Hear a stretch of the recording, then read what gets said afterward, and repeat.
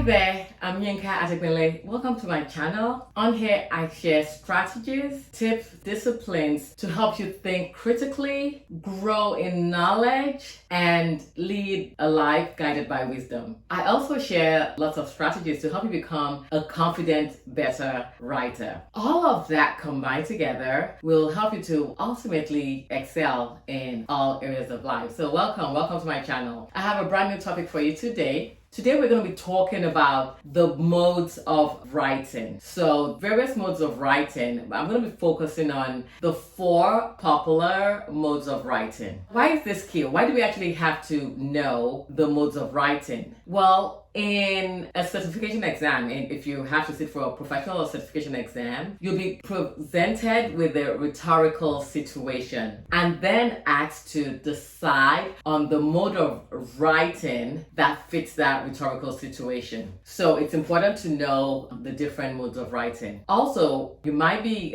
given a piece of writing. It could be a paragraph, it could be a short passage, and then asked to identify the mode of writing that paragraph or short piece of writing is. So it's key that you know those modes of writing. And each mode of writing had its own characteristics. They had different characteristics and attributes. And another reason, the third reason why you want to definitely know and understand the modes of writing is because as a writer, you have to determine what your intent is. So before you even write, what is the intent behind your writing? Is it to persuade? Is it to inform? Is it to entertain? Is it to narrate a story? Are you describing?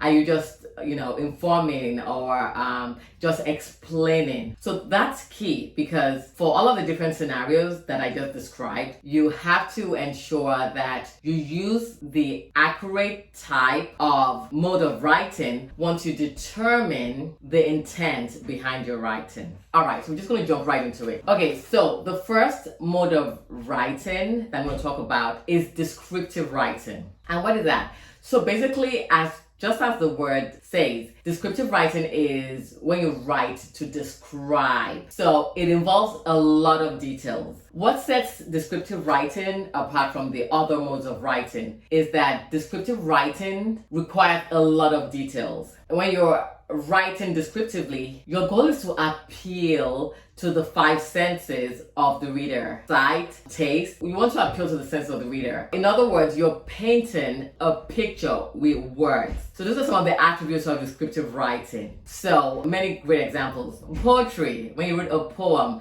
is a fantastic example of a descriptive piece, because so many figurative languages are used in poems, and when you're reading a poem, it's almost, it's your imagination just travels. It travels wide and far. And depending on the kind of poem that it is, you can almost feel as though you're actually inside the poem. So, so that's a great example of descriptive writing, where you appeal to the senses of the reader. Visualization is key there.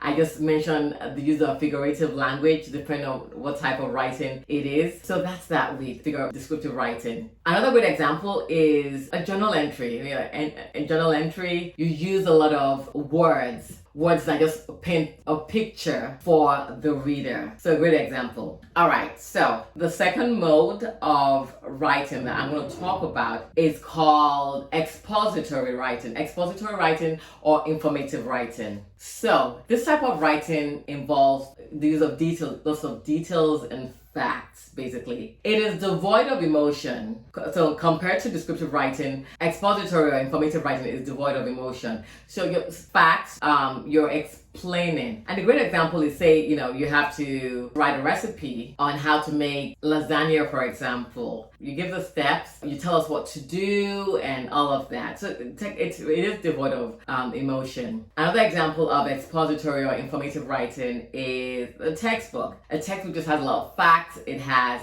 details, explanations, again, devoid of emotion. Say, for example, a science textbook is a good example of that. So that's just another example of informative writing. So it's expository, almost from the word expose. You're explaining, informing. You don't need to use as many details as you would in descriptive writing. All right, so the third mode of writing is narrative writing, and this Yeah, it stems from the word to narrate. This is where you have to narrate an event that happened. A great example is, a story. And just like I said before, narrate an event. And this requires details. So this definitely, because in order to be able to properly narrate the event, you do require details. Descriptive writing and narrative writing have been described by some scholars as cousins or even sisters because they're similar in a way, but they're also very different as well.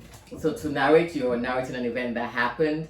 You definitely need to use details to be able to properly narrate the event. One of the key attributes in narrative writing is when you're narrating the story or the event, you want to do so in chronological order. So you want to, tell us what happened first, and then what happened afterwards, and then, what happened in the middle, and then what happened last. So that's one of the key elements of narrative writing. Whereas in descriptive writing, you don't have to do that as much. So narrative writing, you're narrating an event.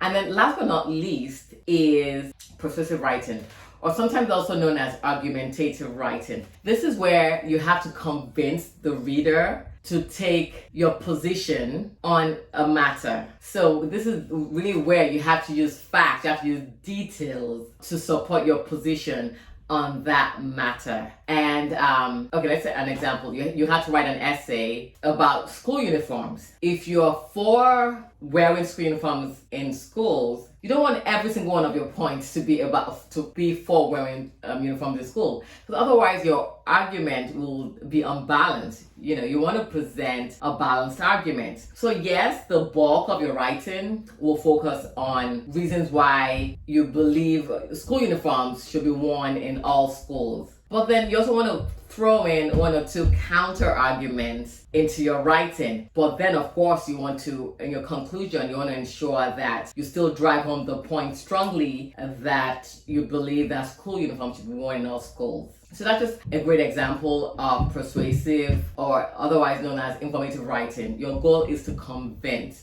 You want to use the right words. You want to phrase your sentences in such a way that you're convincing the reader. And the reader understands what you've written and sees your point of view and is convinced to a great extent. So, in summary, I talked about the 4 most common modes of writing. So I talked about descriptive writing. I mentioned descriptive writing, informative or expository writing. I talked about narrative writing. And last but not least, I also talked about persuasive writing. It's key to really understand these different modes of writing, because you'll come across them time and time again. And in reading verbal sections of SATs and other like exams, the writing, the verbal reasoning aspects usually focus on these different types of writing. The quicker you know and identify the mode of writing that it is, the easier and faster you'll be able to answer the questions that follow. Even when you read a long response question and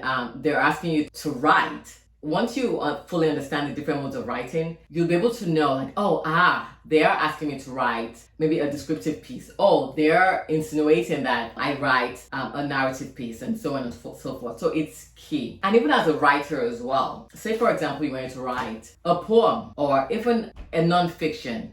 Understanding the modes of writing will help you determine and arrive at your intent before you even start to write. You don't want to, if poetry, like the example I gave, poetry requires a lot of details. You want to appeal to the senses. And when you're writing a poem, you're painting a picture with words. That is not the time to use expository or informative techniques. No, you would lose the reader immediately. So this is just a part of what we cover in our reading, writing, grammar, vocabulary sessions. For more information, schedule a discovery call with one of our certified grammar, reading, writing specialists will be in touch with you. All right, thank you so much, and I will see you in the next video.